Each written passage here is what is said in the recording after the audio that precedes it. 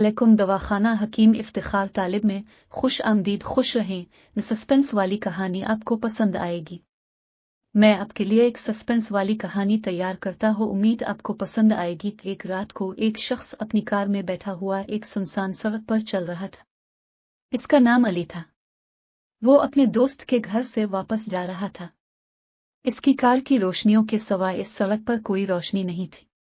इसको इस सड़क पर अकेले होने का एहसास हो रहा था। उसकी कार की रफ्तार तेज थी। वो जल्दी से अपने घर पहुंचना चाहता था। अचानक इसकी कार का इंजन बंद हो गया। इसने ब्रेक लगाया और कार को साइड में लाकर रोक दिया। इसने इंजन को दोबारा चलाने की कोशिश की, लेकिन कोई फायदा नहीं हुआ। इसको घबराहट महसूस हुई। इसने अपना मोबाइल निकाला और देखा कि इसका मोबाइल भी बंद हो गया था। इसको इस बात का कोई समझ नहीं आई। इसने अपनी कार का डोर खोला और बाहर निकला। इसने अपनी कार का बोनट खोला और इंजन को देखा। इसको कुछ खराब नजर नहीं आया। इसने अपनी कार के नीचे भी देखा, लेकिन वहां भी कुछ नहीं था। इसने अपनी कार को धक्का देने का सोचा, लेकिन इसको याद आया कि इस सड़क पर कोई गाड़ी नहीं आती। इसको इस सड़क पर कोई घर भी नहीं नजर आ रहा था। इसको इस सड़क पर कोई इंसान भी नहीं नजर आ रहा था। उसने अपनी कार में वापस जाने का फैसला किया। इसने अपनी कार का डोर बंद किया और अंदर बैठ गया।